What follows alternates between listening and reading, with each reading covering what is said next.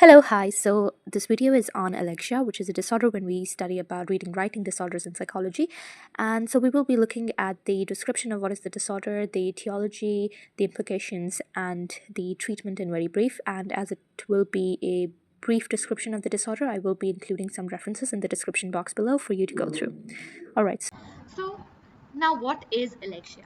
So now alexia is an acquired disorder, that it is acquired and it's not something that you had from birth, or you had early childhood disorder. We're not considering those.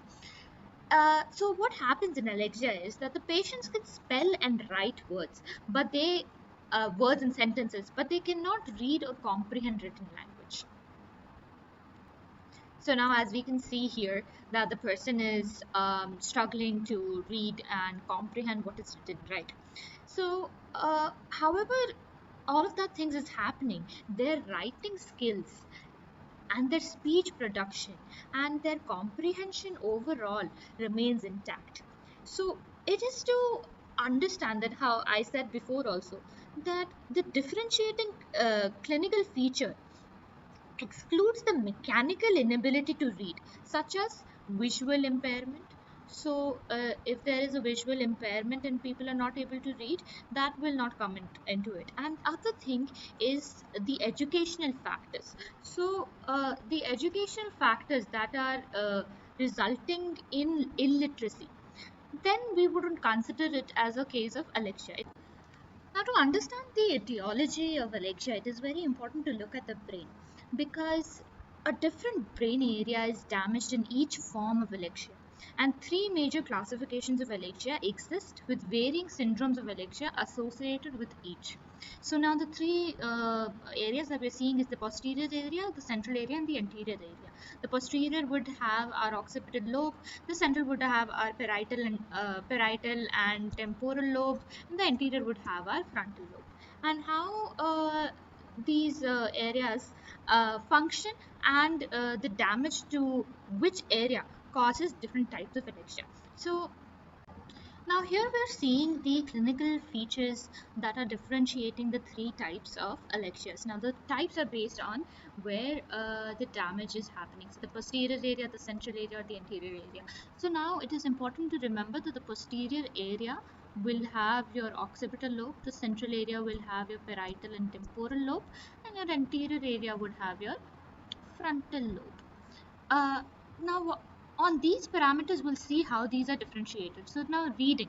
So reading, in posterior there will be verbal alexia. So now what is verbal alexia? Verbal alexia would be something that we know as word blindness. Less difficulty in recognizing letters than words. So they will be able to recognize words if they are spelled out to them, or the person themselves spells out the words, the letters, but the word itself would be difficult to comprehend, because the comprehension is from the occipital area, which is damaged, and so the visual uh, context is not getting content is not getting to the language processing area, and that's why the words are not comprehensible.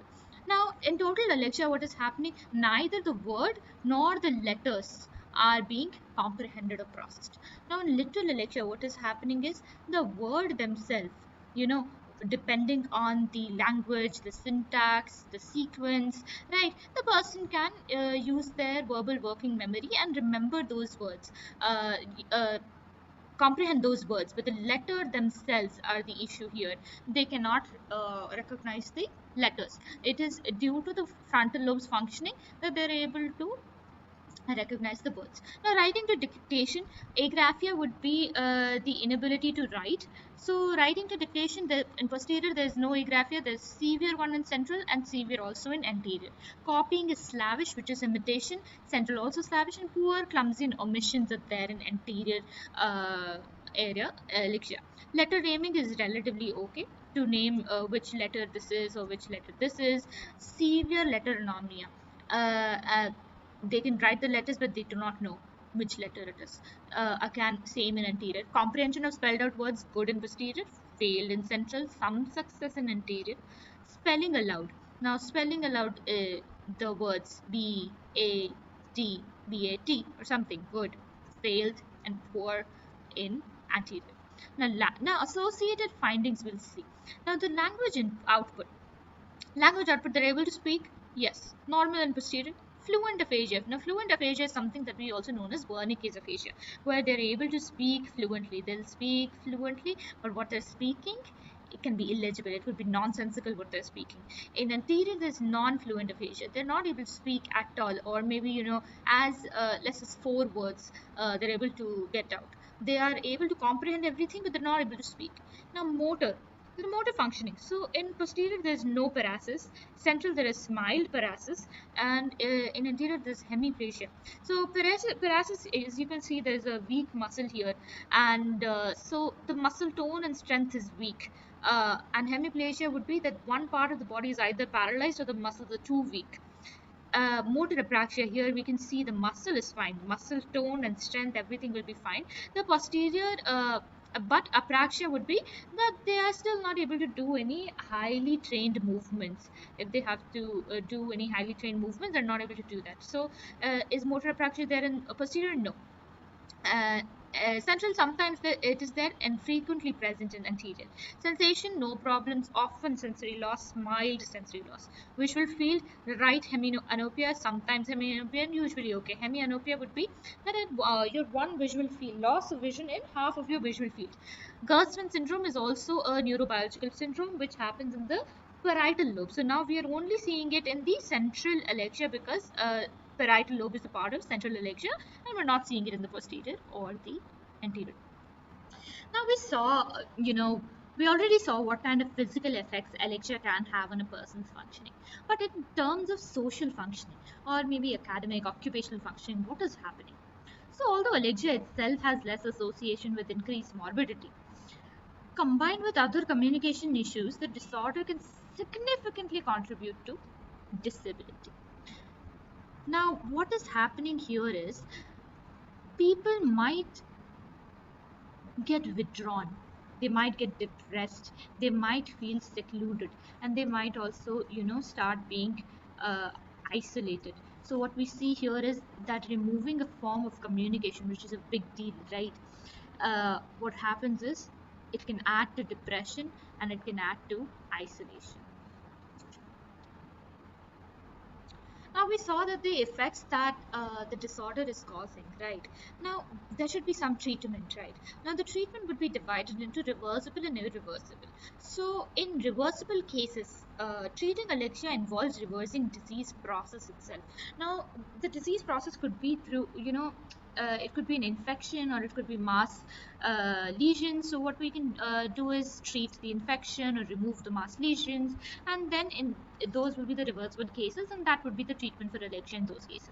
Now in irreversible cases, for example, a completed stroke, how do we do how do we seek treatment there? So now all the patients living with Alexia may never recover in this case. Emphasis is placed on rehabilitation, multiple rehabilitation strategies. So now these strategies are, so the first one would be new reading techniques. Now it could be letter by letter reading, or it could be word recognition, right? Or it could also have the kinesthetic approach, where you are making them touch something like a clay or something that you're making them touch, and then you're teaching them a sand maybe. And then the other rehabilitation strategy would be interprofessional team approach. So maybe we can draw a doctor's quote here. So the team would have a neurologist, a primary care clinician, occupational therapist, rehabilitation team, family, and caregivers. Now the third one, which is also very important, is the emotional support. So now we saw that patients could go into depression, isolation, may feel withdrawn and everything. So emotional support is very important for the long-term treatment of people with Alexia.